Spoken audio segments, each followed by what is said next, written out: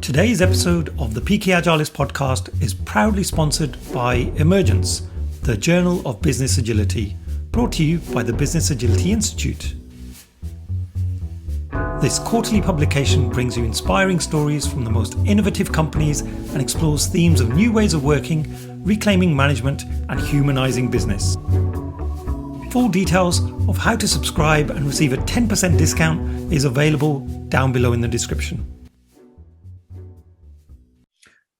So I'm super excited today. I'm joined by an amazing, engaging guest. It's someone who I came across through social media. I saw some really cool boards that he was sharing in terms of themed retrospectives, and I just had to catch up with him. So on today's show, we have the amazing Chris Stone. Hey, Chris, how are you doing? I'm well, thanks, Paddy. Thank you for having me here on your Peaky Agilist podcast. I've dressed for the occasion, as you can see. Got my best jacket and shirt on, so I'm feeling good to go. Oh, dude, I'm loving it. And you talked me into wearing my hats today as well. So yeah, we are the true Peaky Agilists today. We are dressed for the occasion, perhaps with a little less blood and gore, though. Yeah, although I think by the end of it, we're going to be sweating so much that it might just look like we've been in a fight. But hopefully not. No, but thank you so much. I thought we'd get right into character today, so hence the clothes. But let's kick off with just getting to know you a bit better. So what do you do for a day job? Right. So in my day job, I'm an enterprise agile coach, which essentially means that I'm the voice of agility at the company level. So the company I work with has lots of squads, lots of agile teams, and I'm doing everything I can to try and enable an environment of agility for them. That often encompasses a lot of coaching with the senior leadership team. It includes trying to remove organizational impediments. It's essentially doing everything I can to provide that environment that enables and fosters agility, continuous learning, a growth mindset. And the way I do that is I lead a cross-functional squad of my own. That's a group of geographically dispersed and diverse people across various continents, and they are my guardians of agility. They're almost like my transformation squad. And I often avoid using the word transformation, but it's the word that most people are familiar with. If I mention it, they understand what that means. Mm-hmm. I don't tend to use transformation because I don't believe in the word anymore. I think transformations have been done, and the word itself, transformation, tends to suggest a finite start and a finish. You know, a butterfly emerging from a cocoon, metamorphosing, that's a transformation. But actually, to me, agility goes beyond a finite conclusion. It's a continuous evolution.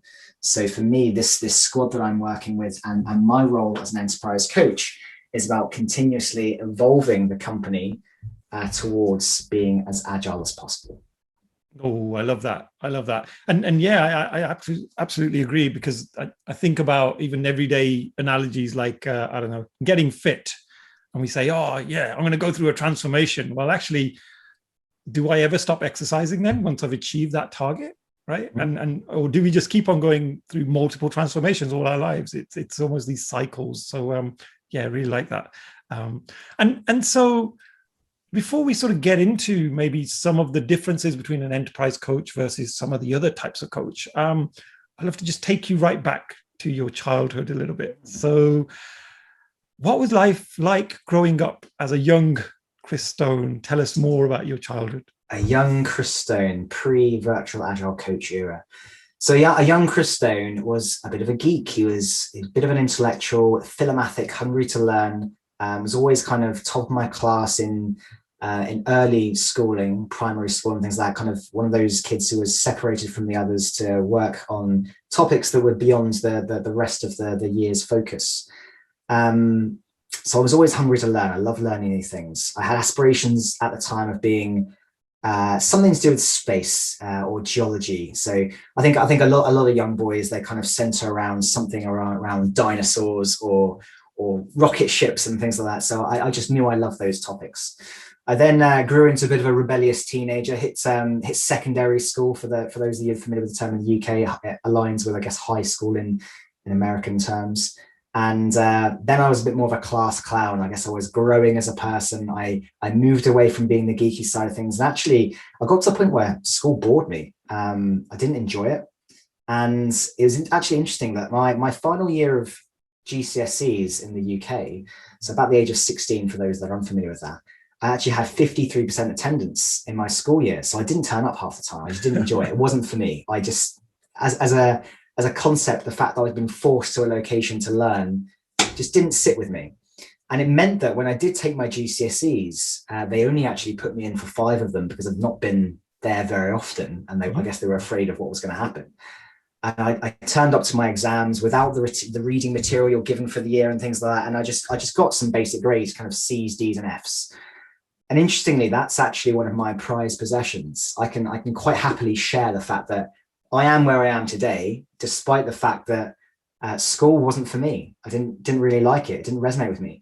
We go a bit further than that. I went to college after having a word with myself and thinking I should probably do something with my life. I went to college and then dropped out twice. And it still didn't stop me being successful. It still hasn't stopped me getting to where I am today. I then took a bit of an unorthodox route through university. So I did what is called a higher national diploma in the UK at a college in business. Achieved grades with that meant I could skip onto the 3rd year of a business degree, then got a distinction in that, then did my master's, and that led me to joining the corporate world into a graduate scheme consulting. And then that got me my exposure to Agile, and it just grew from there and there. So yeah, one of my prized possessions is that sheet of paper that shows me, hey, I messed up really badly in the past. But it doesn't stop you being successful with the right mindset. You can still turn things around. Nice. So that's probably something a lot of people don't know about me. But yeah, bit of a history about Chris. Wow. No, that's amazing. I mean, I think, when I see my kids growing up now, I dread to think, where they're going to end up, what's going to happen. The world is going to be so different in 5 to 10 years from now. So is all of that sort of education that they're doing now around being really good at maths and English and these core topics, these are the subjects that we all should be scoring high grades on. Is that really going to do them justice in terms of the effort they're putting in, or should they actually focus on maybe having a more of an entrepreneurial mindset, or maybe something else? Who knows? But yeah, absolutely, that's a dilemma for many. Yeah, I mean, I was discussing the topic of agility in education with someone recently, and there's a number of pioneering companies and I guess schools of thought, Scrum. There are other ones that go into schools and universities and things like to try and embed agile principles at a younger age. And I subscribe to the quote, get them young, possibilities are endless. The Jesuits, I think, said that. And if we can embed agile principles, particularly the experimentation, the learning, the fact that you can reframe failure, which I know a lot of people don't like, but failure as a learning opportunity, I think would do wonders for children growing up through their schooling experience. But also the idea of inspecting and adapting as a group, as a class. So if, for example, rather than just being, you've got your set curriculum and this is the way we teach and it's specific to that class, why not have an opportunity for the children and that group to influence how it's taught, what's working for them, what isn't working for them, and adjusting accordingly and continuously experimenting. I think that may lend itself to better results as well. No, I love that. And actually, that's a bit of a pet project of mine is around bringing more agility into education. I did some crazy stuff a couple of years ago where we created this concept called Jungle Scrum, and it was using storytelling, animation to make Agile fun for kids. And that was something that we did. But that's probably a conversation for another day. Yeah, absolutely. I'll probably geek out on that. But no, thank you so much for sharing that. And I guess then, Agile is a big field, and you've sort of mentioned a little bit about coaching, but what's the thing that really excites you about agility? What's the thing that really gets you excited? What do I geek out over about agility? Well, I think it's just that as I delve deeper and deeper into agility, I realize there's so much that I don't know. I'm a big believer in I think it's the Socrates quote, true knowledge is knowing you know nothing. I think as you delve into a topic, the more you realize you don't know, and actually it's so expansive, so broad, so vast. There's all sorts of theories you will never know. And you could probably invest a lifetime just improving in a certain area to the detriment of others. I think the area of agility that most interests me and that I'm most keen to understand more of is definitely the psychological side of things. So I think it so heavily underpins agile. It so heavily underpins how we demonstrate and get buy-in for change. You know, if I think of some of the historic business psychological terms around motivational theory, management theory, behavioral dynamics, all those sorts of things. You know, you've got the old theory X and Y of managing staff and so on and so forth, and it's all being focused on productivity. And nowadays, I'm much more a believer in, I guess, some of the theories like Dan Pink's drive, autonomy, mastery, and purpose. That so heavily underpins the sort of environment I try to provide for those I'm coaching. And to the same lens, David Marquet's intent-based leadership. I want people to come to me with what their solution is to solve a problem, rather than feeling like they have to come to permission to solve the problem, or feel like they have to ask, this is how things are done. So it's definitely the psychological side of things that really, really excites me, that I'm really keen to learn more about, to study, to learn from others about. You know, psychological safety at the moment is such a huge topic in so many different fields. I think it's growing in importance. It's becoming more recognized and acknowledged that we need to have an environment of psychological safety. Without it, we don't get as much innovation. We don't get happy people. So I think that's definitely the area that attracts me most at the moment, that I'm most excited about. How about you? What's yours? Oh, I think you've kind of hit the nail on the head. I mean, for me, one of the things that I always get excited about with Agile is people. And I always say Agile is a people business. Whenever I go through the Agile manifesto with people, especially the 12 principles, I'll sort of tick off all of the ones that are very people focused. And it's usually more than half of them. And I often won't even kind of read them out. I'll just say to people, look, my takeaway from the Agile manifesto is it's a people business. If we like to work with people, then you'll love Agile. If you don't, then it's probably not for us. So that's the bit that I really enjoy, is when we start to value people for who they are, rather than them being an item on a spreadsheet. Absolutely. Yeah. I mean, this is such an important topic to me as well. My guardians of agility, we have a motto, and we've got a badge. It's people first. Yeah, that's what we're about. And I remember having a conversation with someone recently, and their job title was, they called themselves a full stack agile coach. And I was like, whoa, what does that mean? What is a full stack agile coach? And they were saying, well, it means I kind of do a bit of everything. I'm not necessarily overly technical. I'm not necessarily overly people focused, but I'm kind of a bit of everything. And I thought, by that same logic, I'd probably consider myself more of a people focused agile coach. I'm there to try and make a person's experience as good as it can be. So I think I'd probably center the work that I do around agility to be focused on how we can be thinking of people as beyond just a line on a spreadsheet, beyond just a resource. I hate that term.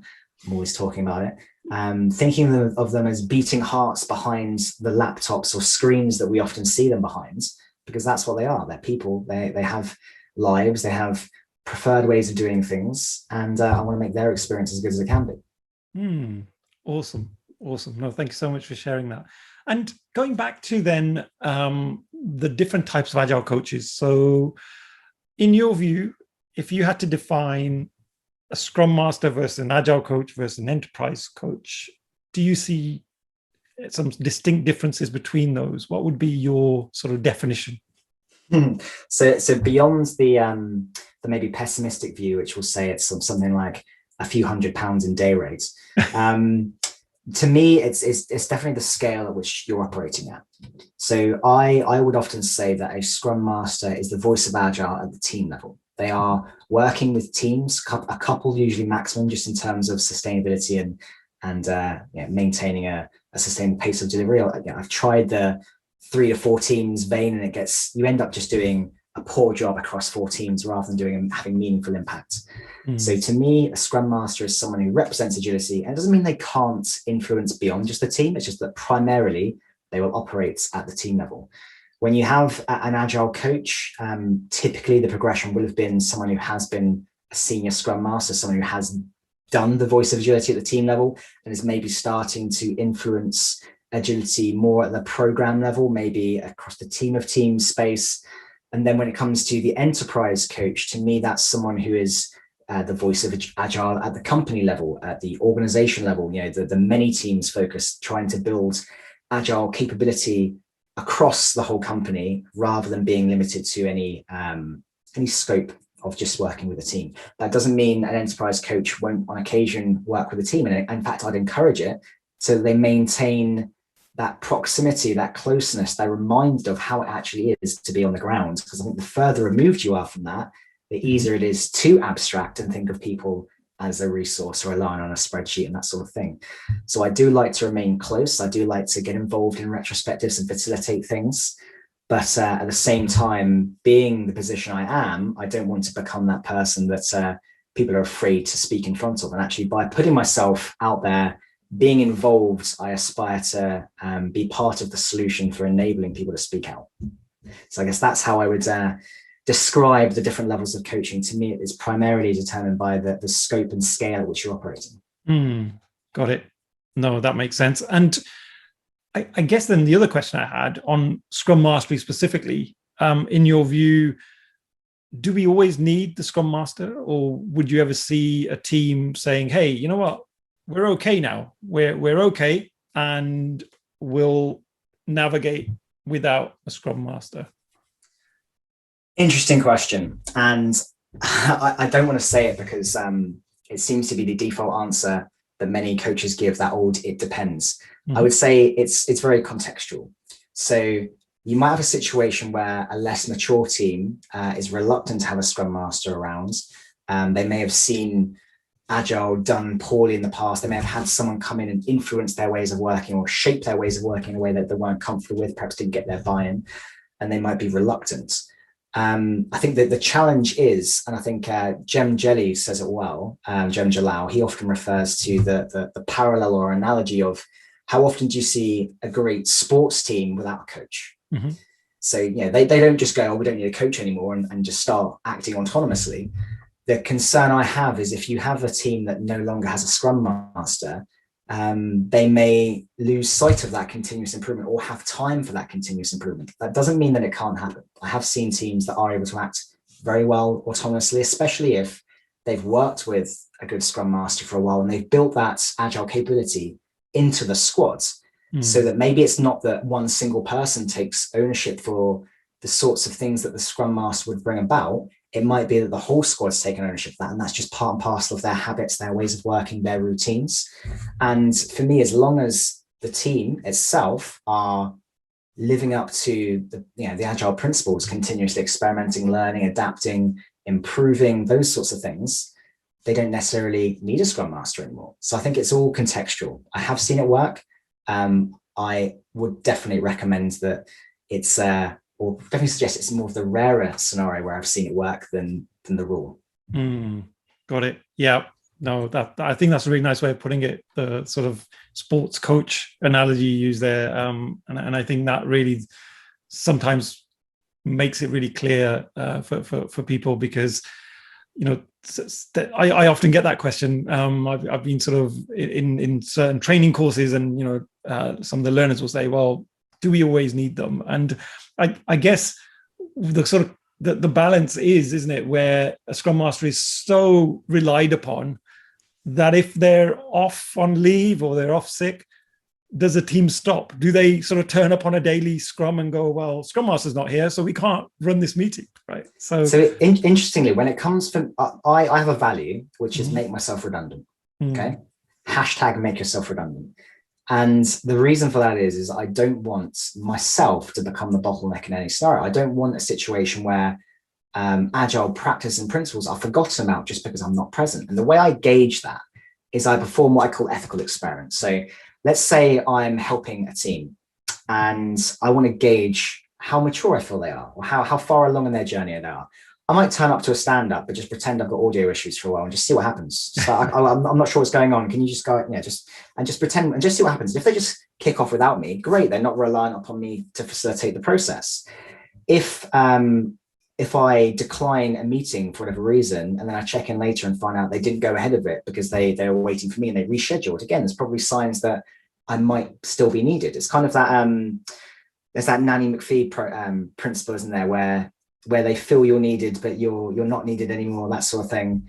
Mm-hmm. So I do these little ethical experiments and I just gauge and see what happens. And to be honest, it's okay if they still feel a bit reliant upon me. That's fine. It just might mean they need a bit more support.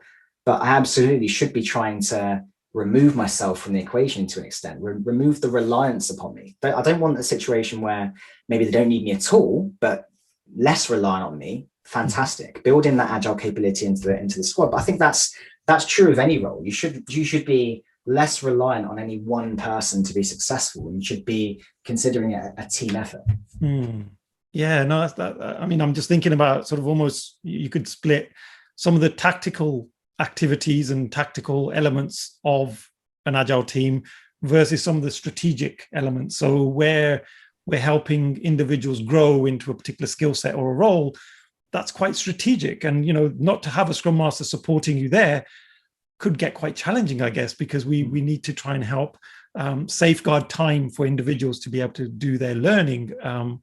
But then, like you say, if you're not there on a call and you're having sound issues, and I love that, by the way, might steal that one. It's really interesting to see how teams cope with that. So, which brings me on nicely, actually, to what are your 3 top tips for an agile team? What would be your biggest tips? My 3 top tips for an agile team. Are we talking like a new agile team, an existing agile team? Okay, well qualified, good Scrum Master. So let's assume they're brand new. So they've just come off a training course. They're really excited about agile. Not really ever done it before. What would you recommend? Okay, I'm gonna rehash a quote. I love using quotes. I think it's Jonathan Smart in his book Better Value, Soon, Safer, Happier. Think big, start small, learn fast. Okay. Mm-hmm. Now, I like that because, think big, have grand visions, pick something small, isolate it down to the simplest version of it and start learning from it. Start there. Don't overcomplicate it. Don't think you have to do some major transformation. Don't think you have to do everything all at once. Just start with something, a small experiment, try it for a few weeks, adjust accordingly. Secondly, don't just copy and paste what others are doing. The latest Spotify model. Think that choosing names like tribes and guilds and chapters will make you agile. Again, back to what I was saying, small experiment, inspect and adapt frequently. I love retrospectives, Paddy. So inspect and adapt frequently and adjust from there based on how you feel it's going. Lastly, align everyone around a shared understanding, a clear vision. So I love the team charter, the team manifesto, team agreement type concept. And this isn't about being agile for the sake of agile, but it's just ensuring that everyone's bought into and understands the outcome you're looking for, the mission you're working towards, what your strengths and weaknesses are, what are your goals, both individual and shared as a group, and what are your starting ways of working or practices that you feel you can abide by, whether that's how you want to communicate as a group, how you want to check in with one another, that sort of thing. But also built into that, how will you know you're heading in the right direction? So what metrics are you going to track that will help you know you're on the right trajectory? So I'd say those 3 things. Make sure you're thinking big, starting small, inspecting, adapting accordingly, and learning fast. Don't just copy. So innovate, don't replicate is another of my values. Try your own thing. And in fact, borrow from all of the other frameworks out there if you choose. Experiment until you find what works for you. I always say that if any of the big frameworks out there were truly agile, they would include some sort of node on their implementation plan that says, hey, is this model even for you? You don't see that. They always kind of persist with their own approach. But this is my approach. As being an agile agnostic practitioner, I definitely see lots of tenets and values that you can borrow from many frameworks. Safe isn't a dirty word. It can be implemented in the wrong way. There's some great things that Safe does. There's some great things that Less does. You could be a team might like Kanban, a team might like Scrum. Continuously experiment until they find what works for them, their situation, their context, their people. Those are my 3 top tips. Awesome. Oh, I love those. I love those. Those are great. Maybe a question to add to the retrospective. Is this framework the right framework to continue with? Maybe. I don't know. Absolutely. I think that question isn't asked often enough. Yeah. Yeah. No, really nice.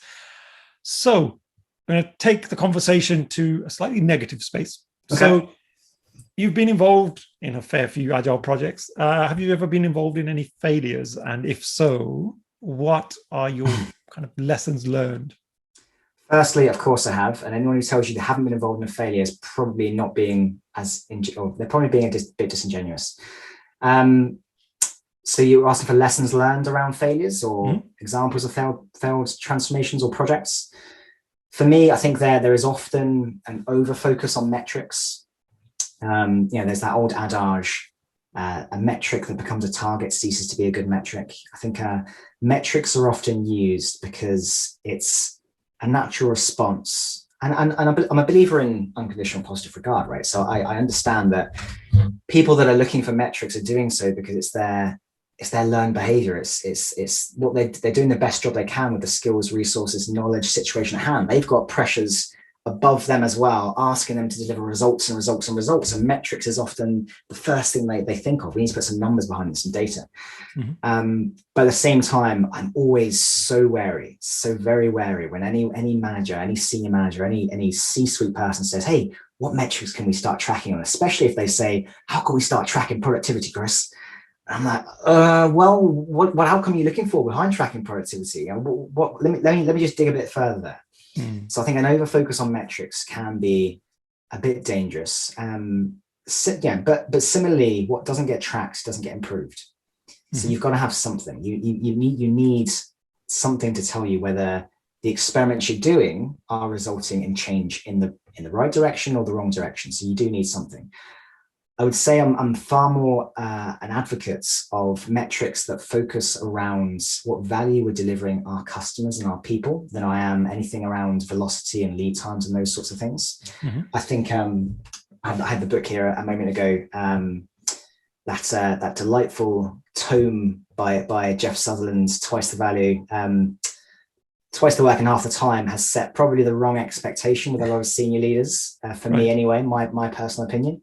I think that has set an expectation for unsustainable pace and a focus on speed over outcomes from my perspective. But if I was to focus on any metric for me, it would be days since last user engagement. How often are we engaging with our users? Now, if we can keep that number really low, we're going to remain anchored to what they're looking for, and we're going to be able to continuously course correct and make sure we're headed in the right direction.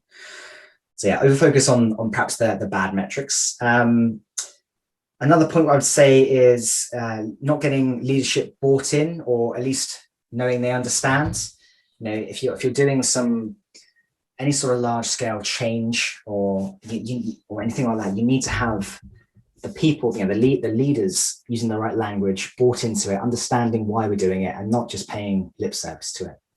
So it's why whenever I'm doing any sort of transformation effort, I'm always looking to do training with the leadership first before anyone else, because if I start doing those sorts of training and I start saying the right things with the people on the ground, and then it's just reinforced by poor practices higher up and a focus on pace and burning people out on those sorts of things, then it's just going to frustrate everyone and make them feel even worse than they maybe already are in that time. And the last one for me, and this is very much a lesson that I've learned personally, is allowing my own previous experience to shape how I approach something next time. Right. So I have failed in this. I have perhaps allowed a success in the past, or what I felt was a success. So an example being, I became very comfortable with SAFe as a framework, and I thought, this is great. Next time I do something, I'm going to start with that. And I think that's the wrong approach nowadays. To go in with a predetermined solution in mind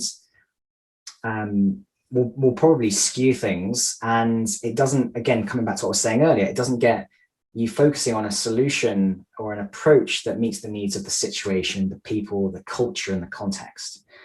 So I've made this mistake. I've gone in, I've thought, right, SAFe worked for me in the past, I know it will work again, and therefore I'm going to influence people to use SAFe.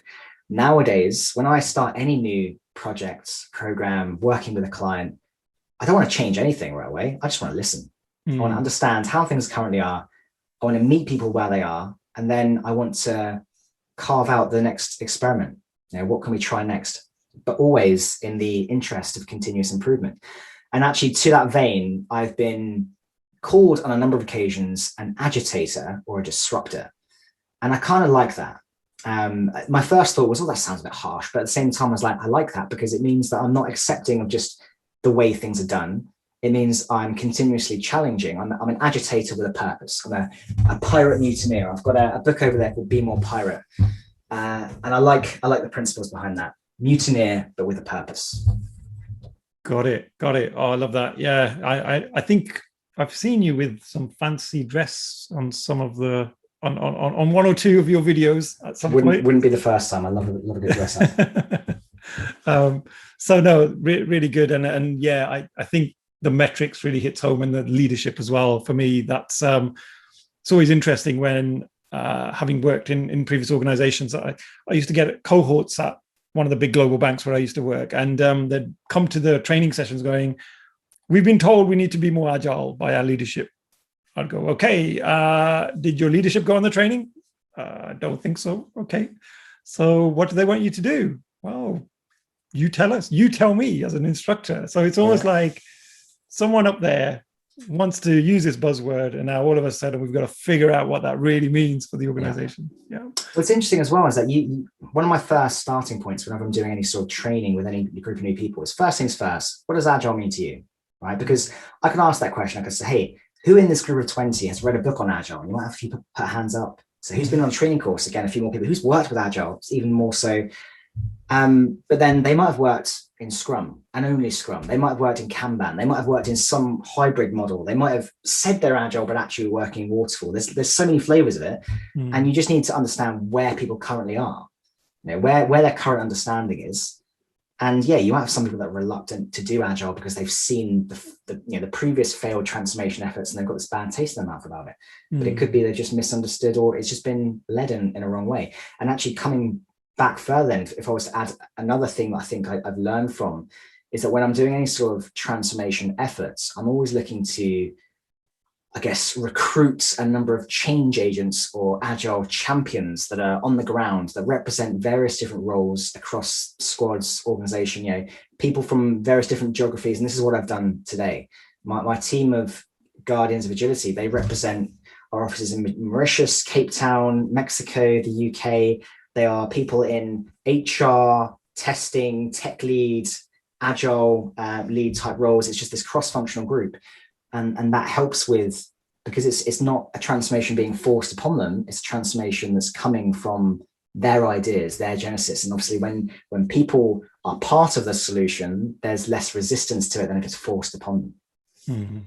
Oh, really nice. Thank you. So I know you're famous for your retrospectives. Strong word, but okay, famous. Yeah. You do some pretty awesome themed retrospectives that you put out there for the community. I have to say, I always look forward to the new one that you're going to publish, which feels like almost on a weekly basis. It is, yeah. Right, okay. The aim is once a week this year, 52 new retro themes. Wow, that's pretty phenomenal. So if someone was sort of thinking about creating their own, and I know you've got a whole host of them, so they could definitely go off to your website and download them free, which I've done in the past. So, but if somebody wanted to create their own, what's your sort of creative process? If you could maybe share your approach to creating some of those. Sure. So first things first, pick a topic, any topic. In fact, I encourage you to pick a topic that resonates with the team you're working with.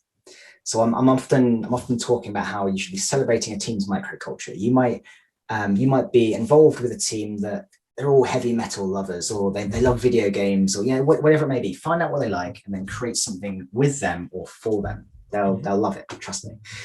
So find a topic. From there, create an icebreaker relating to the topic. In this digital age right now, we've lost a lot of that time for personal interaction. So for me, an icebreaker related to the topic allows a bit of personal interaction that we are also sorely missing at the moment with the lack of these water cooler chats and these coffee mornings and so on and so forth. And then from there, I'm just thinking, right, this is a theme. And the example I can give that's freshest in my mind is because I came across it today. I saw someone in my LinkedIn community network.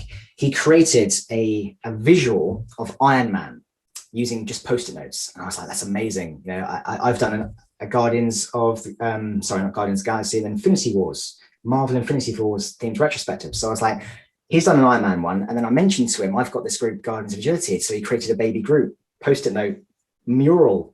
I was like, this is incredible.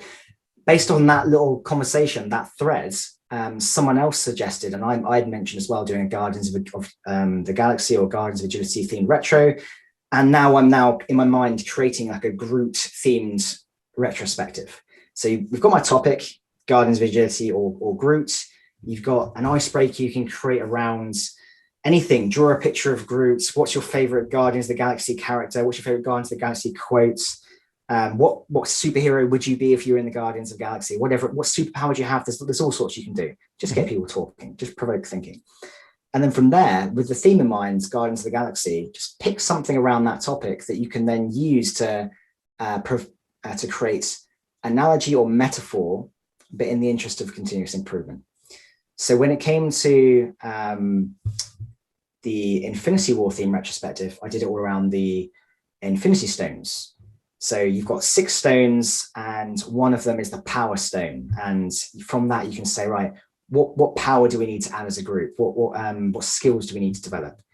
So it's as simple as grab a topic, think of something around that topic that you can provoke questions from. Mm-hmm. And from there, just create it and put some visual imagery around it. It turns it into an immersive experience. From there, share it with people, get their feedback, and iterate upon it. Right? Don't be afraid to retrospect on your retrospective. So that tends to be my creative process. Obviously, I've gotten good at it because I'm practiced at it now. Like, it comes to me quite naturally. I would say that I'm always aspiring in any retrospective to cover some core basics. I want people to think of what hasn't quite gone well. So if they think of the traditional retrospectives, it's always sad, mad, glad, stop, start, continue. Those still underpin the retrospective. You still want to identify improvements. You still want to celebrate success. You still want to identify what could be better. So I always include an element of what hasn't gone well, futurespection, what could we do differently next time? But then I always try and include some of the things that aren't spoken about as much. What skills do we need to develop? What could we do to make more time for fun or our mental health? Those sorts of things. And I try and build those in as well. And for anyone wanting to learn how I do that creative process any further, there are videos of my recorded workshops on my YouTube channel. I think I did one to your meetup not too long ago. So those recordings are out there, and I've got another one in June with another meetup as well. So yeah. Awesome. Yeah, I mean, that workshop with me. No, super. I mean, that meetup that you ran for us was absolutely amazing. I think we ended up with the Eurovision Song Contest retrospective, which sounds about right. Really cool. Yeah, love that. And what's interesting is I have no idea about the Eurovision Song Contest. I've watched like a few things. So in live, I had to kind of adjust. I knew like nil point, and I knew that people dress up and things. So I had to kind of riff with it a little bit and just bounce off what other people were saying. But it's easily doable. And this is what I'm saying, is that you can create them with your team. You create with your team, it's their retrospective, not again something that's been influenced upon them. And then from there, once you've done the first one, you can say, hey, choose the next theme. And what I aspire towards at the moment is having this archive, this collection, where if anyone's short on time and just doesn't want to do the standard start, stop, continue, they can just go, right, let's grab one of these templates and off you go. They don't have to do the amount of prep work is minimal. I was reading Diana Larson's book on retrospective, Diana Larson and Esther Darby's book on retrospectives the other day, and it's all, obviously it was written like 17 years ago, so it was all centered around physical workshops. And it details exactly the materials you need and the setup and so on and so forth. And I thought, God, if I have to go back to that level of preparation before every meeting, every workshop I facilitate, it's going to be such a time sink. Whereas nowadays, I can literally upload a template and someone just presses a few buttons and there it is, go. So this I think is the beauty of some of the modern tools and options we have for facilitating things.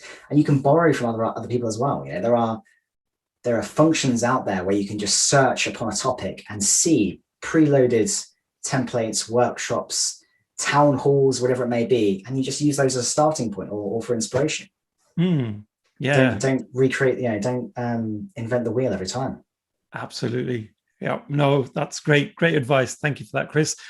So moving on, if you could give your younger self some advice, what would that be? My younger self, probably have a word with myself sooner, given that I took a few years. I took an unorthodox path to get where I am today. But that is definitely a learning. Comparison is the thief of joy. It's really easy nowadays to, especially with the prevalence of social media, to see what others are doing. Someone's got a house, someone's married, someone's doing this with their career. And you can look at them and think, wow, I'm not nearly that far along yet. And I'm somehow not good enough as a result. So I think comparison is definitely the thief of joy. You should avoid any sort of comparison. The only person you should compete with is yourself. Are you better than yesterday's version of you? So I think people progress at different rates in their lives. People have different experiences, starting points. I took my own path to get where I am today. It was quite an unorthodox one. I dropped out of college twice. It hasn't stopped me being successful. The other advice I would give is to practice mindfulness more. Note down all the things that are inside my head, because there's lots of things going inside my head, and it's impossible to remember all of them. So be more mindful, journal, note things down, how experiments that I've tried have gone and what I could do differently next time. Practice agile principles with myself. I do this very heavily nowadays, and use that to continuously course correct and ensure that you're moving forwards towards where you want to be rather than further away from where you want to be. That would be my advice to my younger self. Great advice there. Yeah, no, I love that. And I think definitely for me as well, I'm sort of connecting with a few of the things you're saying there, especially around sort of making sure you write things down more and really reflecting. So yeah, thank you for that. So what are your plans for the future? Do you have any upcoming projects, initiatives that you'd like to share? What am I doing this year? So I set myself a goal this year. I've mentioned it earlier, 52 new retrospective themes. So I guess the grander goal is to have the largest collection of retrospectives that exist on the web. And I think I'm probably already there, but I'm just going to keep going. I was going to say, I don't know many other people with maybe 4 or 5, but yeah, that's pretty good. I'm going to keep going. So there's that. I've launched a new community of practice that's just open to anyone. It's called the Virtual Agile Community of Practice. It's a Slack community, launched that a few weeks ago. Anyone's welcome. We're soon going to be doing a bit of a community charter style, maybe like asynchronous event, allow people to contribute to what they're looking for from it. What does a good community practice look like? What are they looking for from it? What behaviors don't we want to see? That sort of thing. So people can architect and shape that community as they would like to. But then I'd also, I'd like to begin, I guess, championing the concept of a CNPS, not an ENPS. So you've got ENPS, which is your employee net promoter score. And you've got your CNPS, which is your customer net promoter score. I'm going to have a different version of CNPS, which would be your community net promoter score. So I've been involved in lots of communities. I've not once seen any sort of check-in with those there to see if it's even valuable, what it could be better, what they're looking more from it. So I want to champion that sort of approach and live agile through the way this community is run, continuously checking with the customers of it, the people that are in the community, to ensure it's as valuable as it can be. I have seasons 2 and 3 of my own video cast. It's like it's my version of a podcast. I love being on video. So my own video cast. Season 1 is just wrapped up now, launching the final few episodes of that in the next few weeks. It's got Joe Justice as the season 1 finale and Diana Larson as the season 2 opener. Got guests for season 2 and 3 all lined up already, running up to October now. So busy times there. And then I'm also planning to get myself more involved in, I guess, the conference circuit to continuously share my learnings, my experience, my brand of agility with the world. I'm very active on the meetup side of things, but less involved in conferences yet. And I think that's largely because I don't submit my damn proposals to be involved. I've always preferred just reaching out to someone and having a conversation and saying, hey, can I share something? And unfortunately, some of these events, they require submission of a formal proposal and things like that, and I'm just terrible at doing that stuff. So we're terrible at getting around to doing it. So one day I'll put a bit of effort there and get myself at some of these conferences. Oh wow, sounds like you got a load of stuff on. Sounds really exciting. I'm sure it's going to be a challenge balancing home life versus some of this cool stuff that you're doing. So no, it sounds really exciting, Chris. And I think that's one of the reasons why, when I see what you're doing on social media, I just had this connection with you, because I think I'm a bit of an animal when it comes to community stuff and community work. A lot of my friends and family sort of say, well, why do you do it? Why do you, sit there hours on end, like typing up stuff or creating social media posts or whatever we do? And I just think it's not about money. There's no like big grand plan behind it. It's just because I think we just enjoy interacting with people, connecting them with each other. So yeah, I mean, I completely resonate with that. For me, I've had lots of people approach me and say, hey, can we get you exclusively creating retrospective templates for us? Or can we monetize what you're doing? Or why aren't you monetizing what you're doing? I said, because I don't want to. Yeah. We don't always have to have a side hustle, and don't always have to think of the commercial side of things. I just enjoy doing it. Mm. And I think that as soon as it became like this commercial thing, this monetized thing, I'd probably disconnect with it. I'd stop enjoying it as much. Mm. So there's definitely that side of things. I do it because if one person gets value from it, then it's proven useful. It's also a great creative outlet for my mental health. I found having a channel, something I can put my energies into, or and being locked down and that sort of thing, I found that was a great outlet for me. So it's become more something for my own mindfulness and to give back, but also it's because I learn a lot from doing so. I get, by doing some of these things, I get connected with people that I would never have met. And then by connecting with them, someone challenges my perceptions on things. They introduce new ideas and things to me that I wouldn't have come across before. And I'm a big believer in neurodiversity. So that's why I do it. It's not a monetization thing. I think the only line I would draw is if it became something where I was doing some sort of, and I've been asked to do this, facilitate events for companies and things like that. That's a different matter. That to me is something I would charge the effort for. But genuinely, one of my values, and I'm very open about my values, I've got a post about it on my LinkedIn. One of my values is that I'm open source always. There's no content that I produce that will be hidden behind a paywall. Got it. Yeah, no, and that point about personal learning, I think one of the reasons why I kicked off even this podcast, it wasn't because I wanted to achieve a huge following or try and be an influencer or whatever the name is these days. It was to learn. This is my opportunity to learn from some great people and meet people that I wouldn't normally. And you mentioned Joe Justice. I had Joe Justice as a guest as well. And oh my God, those 1 or 2 hours I spent with Joe, I got more out of that conversation than I would ever from a book that I was going to kind of attempt to read. So yeah, it's absolutely phenomenal for that type of thing.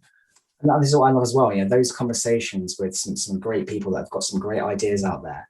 And then I get to share that with everyone else. It's not just my experience, it's something I get to share. So, Joe was telling me about how radical the autonomy is at Tesla. And I thought it was brilliant. They have this approach where anyone can go and speak to Elon and anyone is responsible for fixing something that's broken. You don't have to ask permissions to do it. You don't have to be in a certain role. Just you see something wrong, go and fix it. I love that.